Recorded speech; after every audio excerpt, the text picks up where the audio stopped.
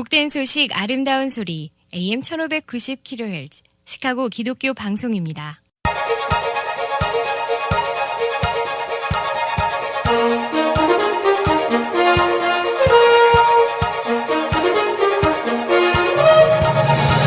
김정일 해설위원의 시사 해설. 세상을 넓게 봅니다. 삶의 지평이 넓어집니다.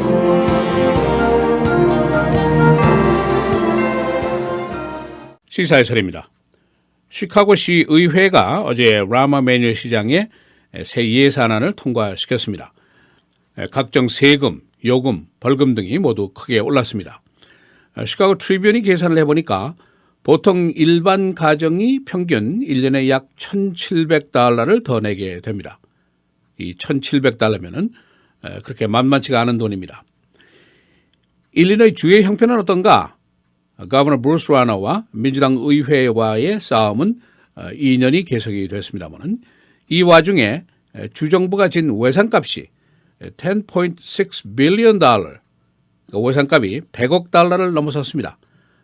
시카고시나 일리노이 주나 모두 양쪽 형편이 썩 좋지가 않습니다. 이 모든 시민들이 대선에 정신이 팔려 있는 동안에 우리 집의 집안 살림은 이 정도밖에 돌아가지를 않았습니다. 그래서 오늘은 시의 예산은 왜 이렇게 시민들에게 부담을 요구하고 있는 것인가, 또 주지사와 의회의 싸움은 어디까지 갈 것인가, 이런 문제들을 알아보겠습니다. 어제 시카고시 의회가 통과시킨 예산이 $82억 달러짜리입니다. 48대 0 만장일치로 통과가 됐는데, 비록 시민들의 부담이 1년에 보통 가구 평균 한 $1,700 정도 늘어났지만은 사실은 이 돈이 없으면은 살림살이가 되지 않는 돈입니다. 그래서 48대 0이 나왔습니다. 그동안 그리고 또 앞으로 올라갈 각종 세금, 요금, 벌금, 이것이 엄청납니다. 우선 property tax가 여러 번 벌써 올라갔고, 물세, water and sewer rate도 올라갔고, garbage fee도 올라갔습니다. 911 phone tax도 올라갔고, 자동차 스티커 가격도 올라갔고, 케이블 TV 세금도 올라갔습니다. 그리고 어제 예산안에 포함된 인상들도 있는데, 앞으로는 시카고 시내에서 스토어에 들어가서 백을 쓰게 되면은 7센트씩 세금을 내게 됩니다. 세금을 안 내려면은 자신의 백을 들고 가는 수밖에 없습니다. 그리고 공항의 파킹 피가 모두 크게 올라갔습니다. 오헤어, 미드웨이 마찬가지입니다. 그리고 파킹 미터 가격도 올라가고, 그뿐 아니라 아예 파킹 미터기가 새로 시내에 수백 개가 더 들어서게 됩니다. 자, 이 돈이 다 어디에 쓰일 것이냐? 우선 경찰관 증원이 내년에 545명을 하도록 시장이 약속을 했습니다. 라마 매뉴얼 시장이 경찰 채용을 삼가하고 오버타임으로 어떻게 해결을 시도했습니다만은, 그러나 시카고시 내 범죄는 계속해서 증가했습니다. 해결 방법이 아니라는 것이 증명이 됐으니까 별 수 없이 시경찰 신규 채용을 대거하도록 결정이 되었습니다. 545명이나 경찰관을 뽑으니까 월급을 줘야 되고, 보험도 줘야 되고, 펜션도 줘야 됩니다. 그리고 이제 가장 문제되고 있는 거, 시 은퇴 공무원들의 은퇴연금, 이걸 이제 내줘야 됩니다. 경찰, 소방관, 시 교육청의 교사연금 잔뜩 지금 부족한 상태입니다. 이 라마 매뉴얼 시장이 시장으로 들어설 때 시카고시 예산이 $62억 달러였습니다. 지금 $82억 달러로 크게 늘어나는데, 그만큼 살림살이가 늘어났다고 볼 수가 있습니다. 내년부터 시카고에서 주택 소유주들이 예를 들면 $25만 달러짜리 주택을 가지고 있으면 1년에 property tax가 한 $348 정도를 더 내야 된다. 세금이 그만큼 늘어난다. 그런 계산이 나와 있습니다. 파킹 미러 685개가 더 들어서게 됩니다. 460개는 룹 지역에 들어서고 225개는 우리 사는 동네에 들어서게 됩니다. 그러니까 시카고 시내에서 그냥 파킹을 할 수 있는 자리는 한 뼘도 되지를 않는다. 그런 얘기까지 나오고 있습니다. Wrigley Field, 컵스가 우승을 해서 아주 좋았습니다만 이 동네 주변 파킹 기본 요금이 $2였었는데 $4로 늘어나게 됩니다. 그래서 결국 시카고 트리뷴이 계산해 보니까 보통 가정의 평균 한 가구당 약 $1,700를 1년에 더 내야 된다. 이제 그런 계산이 나와 있습니다. 어떤 근거냐 하면은 property tax가 한 $994 늘어납니다. 그리고 911 phone tax $50입니다. 그리고 Water and Sewer가 $355, 자동차 스티커가 $25, 케이블 TV 텍스가 $14, Garbage Pickup $114, 이렇게 크게 늘어나게 됩니다. 그래서 $1,700라는 거금이 우리 가계부에서 더 빠져나가게 되어 있습니다. 이것이 이번 새 예산안이 나온 대충 결과물입니다. 일리노이주의 사정은 어떤가? 아주 간략하게 요약을 하겠습니다. 선거 기간 중에 펼쳐진 뜨거운 광고전, 비난 광고전 여러분이나 기억하실 겁니다. 거버너 브루스 라너 측이 마이클 메디건 하원 의장 중심으로 한 일리노이의 기득권 세력이 부패했다. 그래서 대대적인 공격을 폈습니다. 여기에 반해서 마이클 메디건 측은 브루스 라너가 도널드 트럼프 편이다라고 또 공격을 했습니다. 피차간의 주의회의 영향력을 더 확보하려는 그런 선거 광고전이었다고 볼 수가 있습니다. 이 브루스 라너 주지사 등장 이후에 시작된 민주당 의회와의 싸움, 전혀 아직까지는 수그러들 기미가 보이지 않고 있습니다. 그 결과가 무엇인가? 일리노이 주 예산이 통과가 되지 않았습니다. 1년 반이 지났습니다만 지금 소위 스톱갭 버젯이라는 임시 변통 예산으로 근근히 지금 가고 있는데 이게 연말이 되면 다 만기가 됩니다. 그러다 보니까 주정부가 진 빚이 그러니까 unpaid bill 외상값이 무려 $100억 달합니다. 엄청난 돈입니다. 이 주 회계관실이 지금 전망하는 것을 보면은 내년 7월 새 회계년도까지 외상값이 $135억 달러까지 올라갈 것이다. 그런 예산을 하고 있습니다. 이 메디건 측에서는 주지사가 너무 지나친 정치적인 의제, 어젠다를 가지고 욕심을 내고 있다. 그래서 결국 예산 없는 주정부를 2년 가까이 끌고 있다라고 비난을 하고 있습니다. 반대로 브루스 라너 측에서는 민주당이 의회를 장기 장악하면서 전횡을 펴서 주 살림살이가 점점 더 빈궁해지고 있다 하는 비판을 하고 있습니다. 거버너의 주장을 보면은 의회 의원의 임기 제한을 하자. 너무 오래 하니까 부패한다 그런 얘기입니다. 그리고 근로자의 상해 보상금을 일단 제한하자. 주 은퇴연금도 재조정하자. 그런 제안을 하고 있습니다.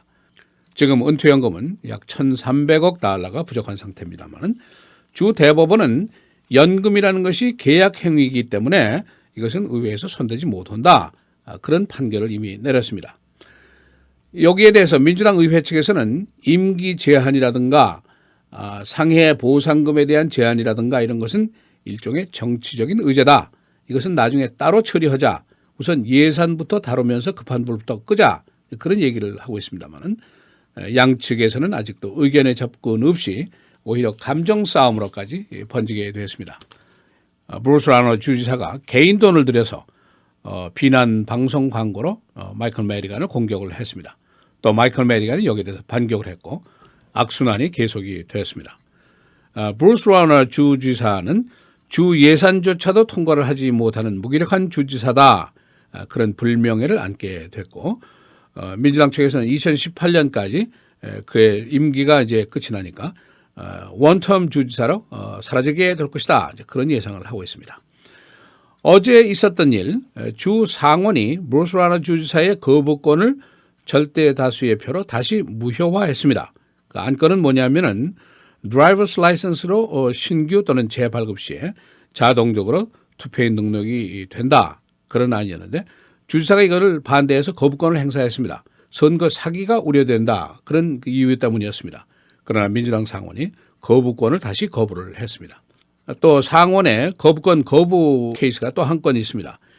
홈 케어, 보통 연장자 보호 프로그램이라고 불리는데 여기에 그 근무하는 근로자들의 임금을 시간당 $13에서 $15로 인상하자 하는 안이었었는데 거버너가 노 했습니다. 그러나 어제 상원에서 거버너의 노를 다시 또 노를 했습니다. 이 사안은 우리 커뮤니티에도 영향이 미치는 사항입니다. 시사해설 김재일입니다.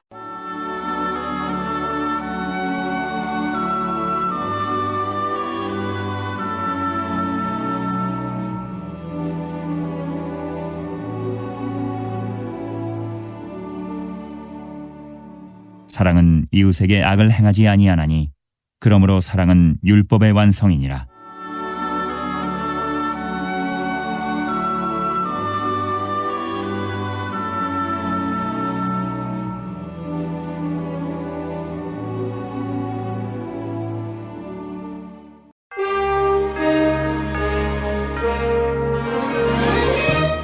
헤드라인 뉴스입니다.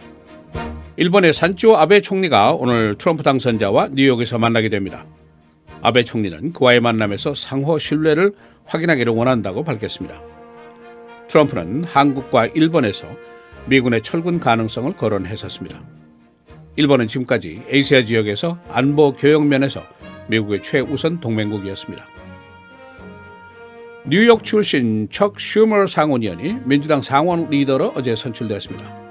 민주당은 상원 총무가 트럼프와의 대결 상대가 될 것으로 예상하고 있습니다. 두 사람 모두 뉴욕 출신, 서로를 잘 아는 사이입니다. 공화당 상원에서 러시아에 대한 사이버 해킹을 조사하자는 의견이 나왔습니다.